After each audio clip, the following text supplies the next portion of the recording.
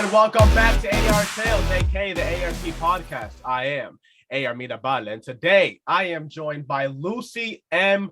Gould, young A fantasy writer extraordinaire. Debut book out right now, just came out November 14th, the time of this recording.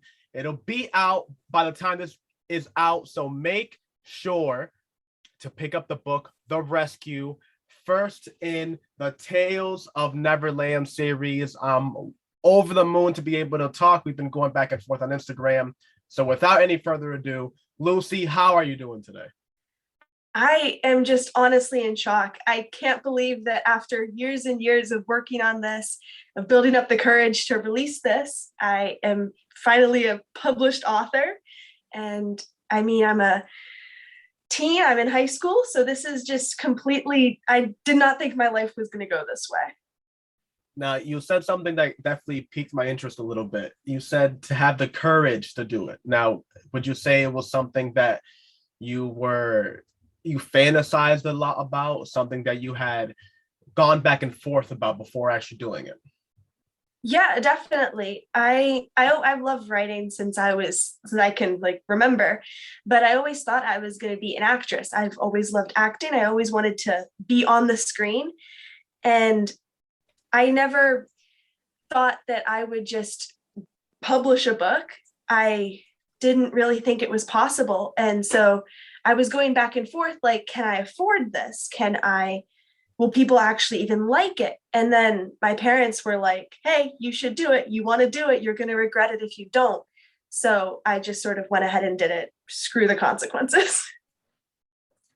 I like that saying more than I like you only live once or any of the other platitudes that people throw at you. Because it's a simple fact. If you don't do it, you will regret it. That's a guarantee. At least if you take a swing and you miss, then you can say that you took a swing and you missed. But you don't want to be that guy in the bar, that girl in the bar, whatever you identify as at the bar, wishing that you would have. That's the worst part that you can do. So now that you took that swing and you went and did it, how did you feel about the process? Did the community immediately welcome you? Did you know about the community? Because I know I was in here a good year and change before I even realized other people were doing this. Yeah, so that's actually a funny story. So one of my friends who works at a bookstore, her name's Alyssa, and she sort of made this display of self-published books. And at that time, I didn't know self-publishing was a thing. So she sort of made this display of books, and I picked one up called The Midnight Maiden by Catherine Marie, and it just blew me away. I didn't know that someone could self-publish a book and it would be that good, because a lot of times you don't hear about self-published books being good. There's this sort of negative connotation with them. And through that, I sort of made my own writergram and bookstagram and sort of connected with the community, and they've just been so welcoming. I feel like that's the only social media that I've experienced there's like zero negativity. Like any negativity, people are like, out, leave. Like they don't want it there. So it's just been so welcoming, and people have had, like, all my ARC readers, they have like had such a great experience with my book, and it's just so heartwarming. Now, is that something that, especially having gone through it now and being already at the opposite end, is that something that you feared when you first came in? The idea that you're going to give your work out to other people and they were going to respond negatively, or they weren't going to treat it as the prize, like the baby that you treat it as? Yeah, definitely. There's always that worry that people aren't going to like the book, that they're not going to get it the way you do, because as the writer, you know what's going to happen in the future. In the future, you know what's going to happen, so you know that you have to hold back all the information. But at the same time, you have to give the readers enough. And every reader is different. And you're going to get people who read your book that aren't going to like it, but you're also going to get people who do like it. It's just all about finding that community, which I didn't really know was a part of writing. I thought that people just read your book and they either liked it or didn't. But it's all about finding the community that's going to love your book.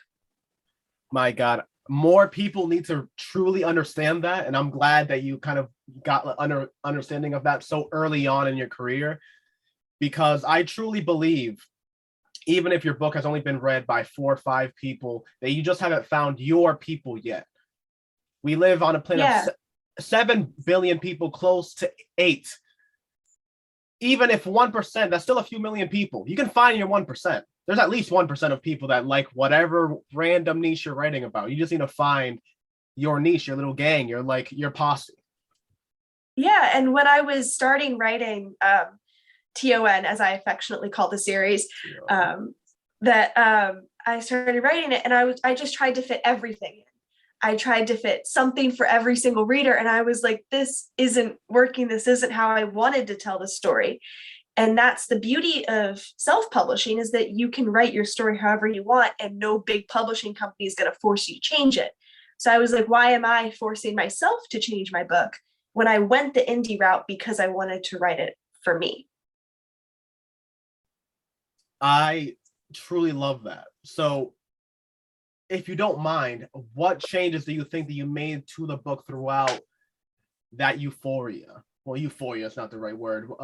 What's the word? I can't think of it right now. No, I know what you mean. I think definitely the prologue. The prologue, I pretty much, instead of sort of giving little background as I went through the book, I realized that wasn't going to work for the way that I wanted my main character to act around people. Like, she couldn't just sort of give little snippets in her internal monologue. So I had to sort of set the scene in a very surgical way in the prologue, which not a lot of readers like. They sort of, I guess it could be called an info dump, but had I not done that, the story would not have functioned the way I wanted it to. My God. I love when people almost skip ahead with the information that I have like already kind of queued up in my back of my head. Because what I was gonna ask were, what type of writing tropes did you lean into that sometimes can be viewed as negative? For example, people always say that about info dumps, exposition. I love that. I love when we get to a good, like, meaty part of a fantasy or a sci-fi that you just kind of explain what's going on. It's like, oh yeah, finally, like what we've been waiting for. This is the clickbait that they've been talking about for this entire book, and now we're finally getting it. But there are people that don't like that. There are people that swear by cliffhangers. There are people that don't like that. They want their stories to be kind of well-rounded to a point that you can start it and end it and XYZ. How do you feel about those type of tropes or writing processes? I personally really like info dumps because I'm the kind of person that wants to know every single thing that's happening. I don't want any questions. Like I like cliffhangers to some extent, but when setting the scene, especially in a fantasy or a sci-fi, it's very hard to not know what's going on, because if you miss the tiniest detail, you're going to be really confused, which is why I like when the author sets up the story in such a way that you already know what's going on, so that you have that background as you move, so you can sort of connect with the characters more, so you're not like, what's going on? God, Patton Oswalt does a great bit making fun of the prequel Star Wars movies. And he's basically saying that the reason why they're horrible compared to the original 3 is that you don't want the explanation for why you love something. You don't want to see the hot dog factory. You just want to eat a hot dog at a cookout. Simple as that. But even that in itself, I have to argue with, because that is why I love the prequels. I love that you get the build up to this grander story. It makes it seems robust. So that's why it kind of goes back to everything we're talking about, is finding your niche, finding your people, because there are people that will swear by something and they love it. And that is the same principle that makes a person dislike it. Exactly. So going with all these things, I have to like wonder, what was the origin of writing? What was the first book that you picked up and you were like, oh, okay, wait a minute, game changer. Didn't know people were doing this. Oh, well, I've always loved books. Like, since I can remember, like, there has never been a moment where I didn't love reading and I didn't love writing. but I do have this one memory of when I first read a book by myself and I fell in love with it because when I was a lot younger, people had to read books to me because I couldn't really read them. So I leaned on my parents because I didn't really want to take that extra step and read books by myself, but I really, really, really desperately wanted to read the first Harry Potter book. And my dad was like, hard pass, no, I'm not reading that to you. It's way too long. Read it yourself. So I did. And that started this landslide of me reading books a ton, just never stopping. But I've just always been writing, always been writing. I probably have like 20 unfinished books where I wrote like 3 sentences and then scrapped it because I was a small child and didn't know how to actually plot. It was just one random sentence that to you, it was like, no, that's world building, characters. You can feel the emotional tension. It's like, no, but it's only Oh one. yeah. So, well, it's all in my head. Like, you're not there. If you were there, like, you missed it. Yeah. But to go a little further, and you're gonna have to excuse me for the armchair therapy here. I feel like I should have like a mustache and be like, twirling it as I say this. But what in Harry Potter kind of like turned your head on? What was there a scene, a character, something within the plot that just kind of really woke you up? It was like, oh, wait a minute, this is not just simple writing. This isn't just book. I actually am emotionally invested here. I've somehow made an epiphany, which is, by the way, word of the week here, word I meant to say earlier, that I'm actually way more invested in this. I've learned something about myself through reading. Do you have a scene like that? Not a scene, but a character, Hermione Granger.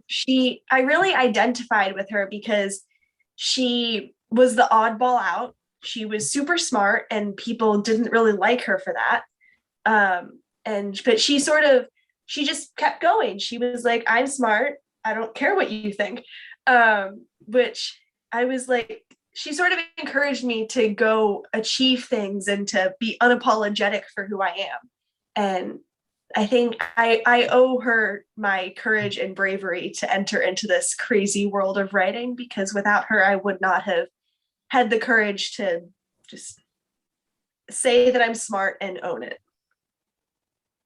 I gotta love that, honestly. I feel a lot of people identify with different aspects of that book and that world building and just everything about it. And I think it's like a great thing of explaining how a book may be to a reader versus an author. Yeah. If you were to ask, J.K. Rowling where she came up from, like the book, I feel like she would say 1,000 things about, orphans and being displaced and all these things. And you ask anybody else, would be like, oh, I mean, magic. I mean, you've seen the movies, right? You've read the book, magic, swans and cool stuff. And you just pick out whatever you want of it. So going with all these concepts and all these like theories that we've been talking about, how did you pour all of this knowledge into writing your book? How did you feel like, all right, I'm going to pull out these strings for emotional development? How did you go about it? Well, I just picked what I love. So I took J.M. Barrie's Peter Pan. I was like, I love this fairy tale. It's been my favorite for many, many years. I don't think it gets enough representation in the literary world. I would have loved to read a book about like this, like right now or when I was a kid. So that was the basis of my story. And then I was like, well, I don't really want the characters to be children because I can't really do the romance I want. I can't really do the I can't really address mental health issues with really small children because they don't understand themselves as much as, say, a 20-year-old does. So I sort of aged up the characters. So Wendy at the start of the book is 23. And I sort of wound the time period back. So in the original book, I think it takes place in the 1900s. My book takes place in the 1800s in the Victorian era, which is one of my favorite time periods. The fashion, like the literary works, all amazing. And so there's that. But then Wendy came so much from who I am. She came so much from who I probably would have been in the time period, not like social status wise, but how I would have reacted, would have behaved. And so I made her a writer just like I am, because I can't imagine any of my characters not being writers. You'll see every single one that I do write has some loving relationship with books. So Wendy sort of came from me. And then I drew a lot more from my life. I don't want to spoil any of the book, but Wendy's relationship with Peter sort of mirrors a relationship I had a few years ago, where it's sort of like you think someone's like this and they're actually like that. So I drew a lot from my own life, because I was so afraid of copying someone else's work. I was like just so like blindsided, which is why I stopped writing for like months and months, because I just didn't want to like copy. I didn't want to steal someone else's idea by accident, which is something that I'm still very stressed about whenever I sit down to write. You know, I would say that's a fear that I really had at first too, especially the genres, right? I always say that science fiction and fantasy are a very fine line in between what is what. But Yeah. the main distinction is always like what time period you fantasize yourself in. I always feel like if you think back and you go back to Roman times or Victorian era as you did, or whatever it may be, then I would say you land more on the fantasy side. And if you put yourself 100 years in the future with robots and teleportation, then you're more on the sci-fi side. But in reality, the almost a longing to be in a time period that you're not in, I feel is what draws the authors to pursue those type of genres. And then when you consider what you did with your characters, that you took so much of yourself into it, especially the fear of like copying ideas, and especially in sci-fi and fantasy, it's always so quickly like, oh, well, they have magic. What makes your magic different? I think the sole idea that you're writing it is what makes it unique. Just like it will be impossible, even if we're given almost a script of what to write. There's the beginning, middle, end. Here are the characters. Here are what's going to happen. Trials and tribulations. If you give it to 3 different writers, you'll have 3 different manuscripts. Even if they're the same, they're going to be different just because innately you pour yourself into your characters. And I, especially in the idea, I mean, I don't know anything, right? Socrates, I don't know anything. I'm over here just guessing, right? But for as much as I've gone and as much as I've been in your shoes of like fearing like, oh man, I have teleportation. Some other book has teleportation. I'm a fraud. Why am I even writing? The way that you utilize is always going to be different. And I think that's what's awesome. How many different books, 1,000 different tropes.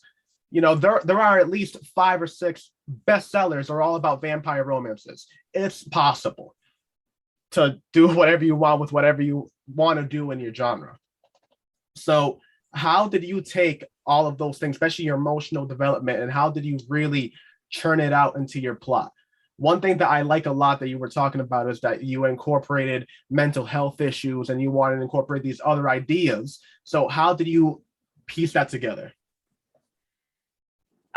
Once I sat down and I decided that I wanted this to be a full book and not just an idea in my head, I just sort of wrote. And the actual making of the plot didn't come until I jumped into self-edits, because my first draft was only 11,000 words and like a few like maybe 12 chapters. But it felt like 100,000, right? It took forever. But I sort of sat down after I finished drafting and I was like, what do I want to hit? What do I want to hit with this book? So I sat down and I said, well, what's Wendy's catalyst going to be? How is she going to get to Neverland, and how are things going to change for her so that she's put in a position where she has to go, or where she thinks she has to go? So I decided that I'd already thought about doing an arranged marriage because that was very popular at the time, and she is a lady of the court, so it would have been very accepted for her to be an arranged marriage. But I wanted to make her someone who didn't want that, who sort of believes in love as the reason for marriage and that she wants to sort of escape. So my thing was that she's going to be in a spot where her mental state isn't that good. And the only way she sees to get out is to not be alive anymore because she doesn't see another way because she feels so boxed in by the life that's been chosen for her, which is when Peter Pan turns up. He's just flying around at night and he comes in and he crashing through her window and she's like, oh, another way out. So I was like, that sort of works. Obviously it's written a little better than that. But so that was her catalyst. That was how she got to Neverland. And then I was like, well, I know I want there to be a romance between Wendy and Peter because that's sort of classic. That's what people expect. How can I make that unexpected? How can I take that romance, A, make it my own, and B, give my readers something they're not going to expect? How I do that is up to reader interpretation because it ends off on a cliffhanger right after some big things happen. So I can't really give any spoilers, but I have gotten severely yelled at by my ARC readers for that. And then I of course explore Neverland a little more, not as much as I do in the second book, which I just finished drafting over the summer. And but it's so fun because there's a difference in how Neverland's made up. In the book, we assume Wendy made it up because she's a writer. She's written about Peter Pan and Neverland. So she thinks this is all a figment of her imagination. She thinks that she's sort of like this god, that she brought this into existence. But she figures out that there's a whole lot more to Neverland that she never learned about. So I just thought it'd be super cool to completely change Neverland and make it completely my own. In the backdrop of someone who thinks they know everything, but really doesn't. I'm gonna have to have a sound effect, little soundboard here, because that got the spoiled milk face from me. The entire time you were explaining, I was like, ooh, wait a minute, because I'm just picking apart the different aspects. So let's start from the beginning on that one. I'm gonna have to take this like back to class, creative writing 101. One thing that immediately popped out to me is the whole thing about time frame. Because I'm a huge history buff myself, any person, even if you're not into history, one of the immediate things that you can point out about different time periods is almost how the idea of young and adulthood shifts as we progress as a society. 16 in 1800s, you were a full-blown adult. Like, your parents looking at you like, wait, you don't have kids in a marriage yet? What are you doing? Like, I didn't raise a failure. 1560 now is completely children to us now. So those ideas shift.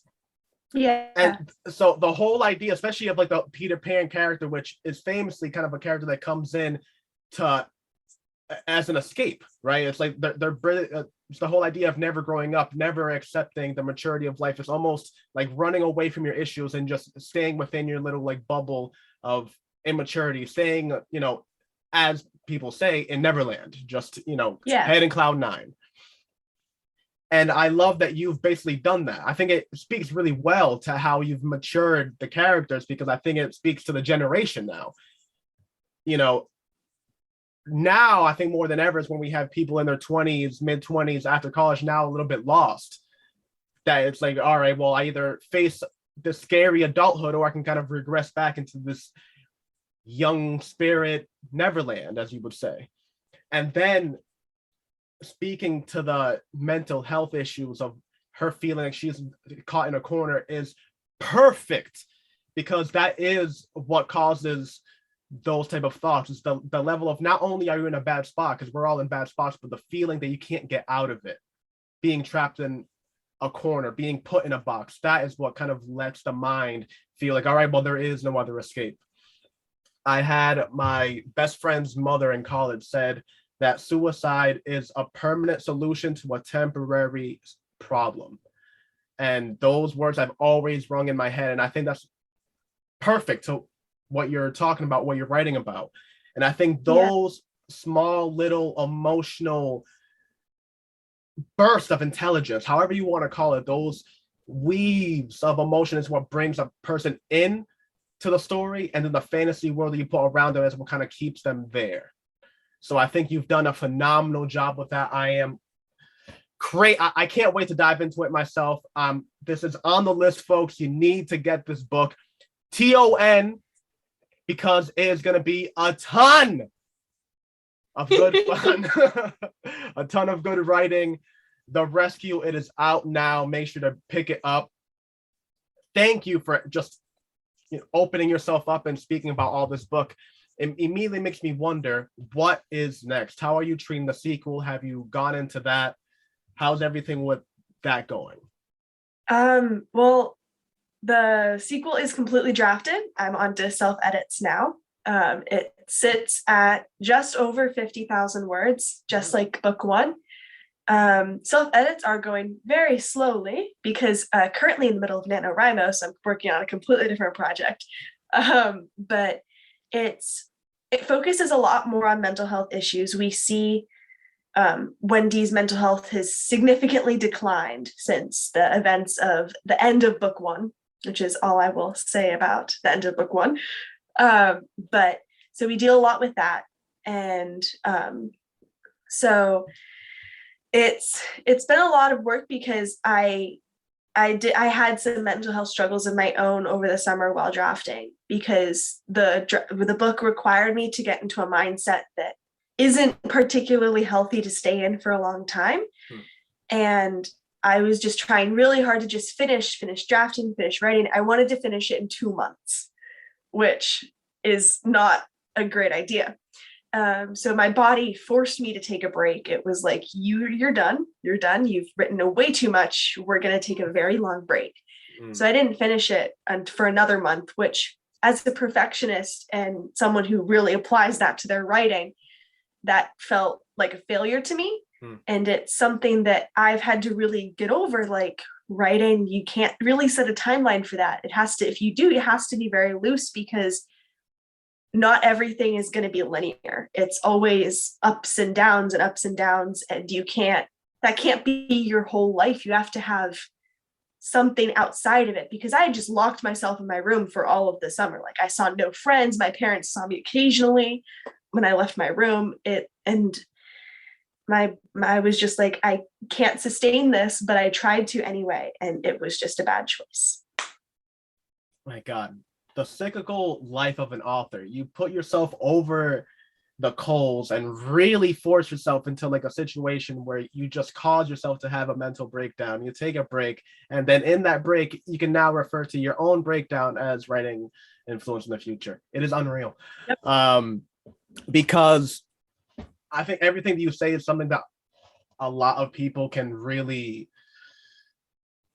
really understand, especially as fellow writers out there.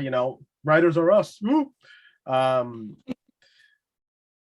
There is nothing more humbling than that type of situation, especially when you're really going for it. And as you said, being a perfectionist. And even if you're not a perfectionist by nature, I feel the moment you become an author, you develop at least some of it, because no one wants to put out something that's not awesome. No one wants to put so much work into a writing for somebody to come back and be like, oh, you missed 3 commas here. It's like, man, what about the story though? What about the characters? You got to chapter 14, right? And especially the whole thing about having a breakdown because of the subject matter of the book. I remember when I was first drafting my book, I had a suicide contemplation scene in my chapter, and along of me trying to just knock the book out in a month, because I had it in my head like, oh, well, you can write a chapter a day, right? 30 days in a month. You can knock out a book in a month. You got that. And by the time I got to chapter 19, on day 19, I had I just broke down. I just had to take a very long break myself, because it was just all too much. I felt like the scenes that I was writing about and the emotions I was writing about were bleeding into my life. And it all got crazy. Yeah. And it's it almost makes me feel good to know that other people have also gone through that and I'm not just alone in that craziness, because it really is consuming. But in that consumption, you kind of like find growth, right? You kind of find like a purpose that you can be like, all right, well, if I feel this way, maybe other people, if I, feel this way. And if I write something, then we can all kind of make a community and click around it. And I think you found that in your art creators. I think you found that in your Instagram friends. And I think that's like beautiful, especially so early in the career. So I have to ask, since we're getting to the end of the podcast, what are you most excited about now that your book is out? I am personally most excited about my book signing that I'm doing at my school on Friday. All my friends are going to be there. It's in my library. I have a whole 50 minutes to just talk with my friends, sign the books. And it's my only signing that I have planned right now, because as a student, I can't really afford to take that much time away from school to plan this stuff and to be super stressed about it. But this is a book signing at school and I'm super excited about it. I got it approved by my administration. And I'm just super excited. It's been in the works for like since the beginning of the school year in September. So I'm just super excited that it's finally here. That is amazing. Well, if anybody is listening and you're happen to be in the same school as this girl, make sure to go and make sure to be a high schooler.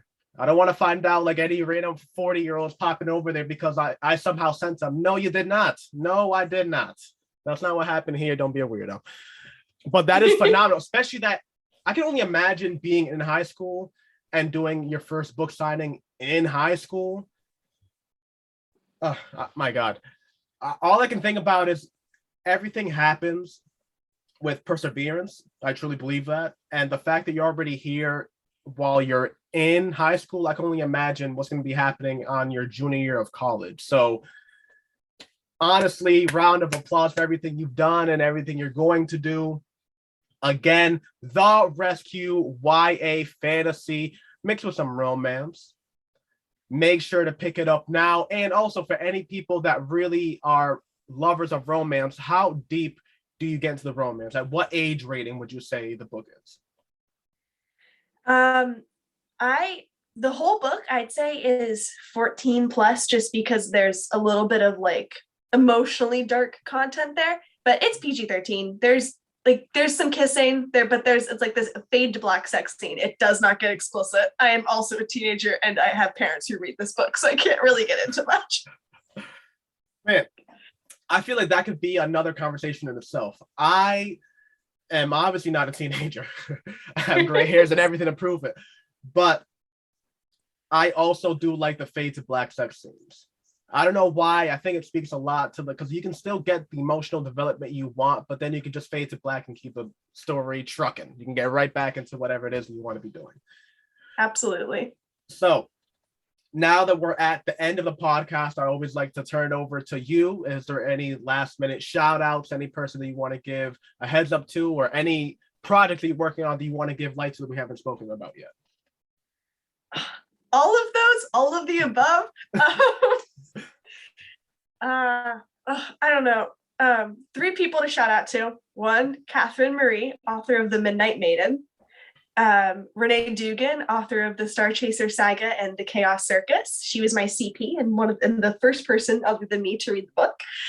And then my good friend Tierna, who has been my biggest supporter throughout all of this, especially on working on my book as a reader. I have a bunch of like friends who I wrote part of the book with, but Tierna has probably been one of the biggest beta readers. I don't want to say because I don't want to hurt anyone's feelings, but she was super, super amazing and such a great support.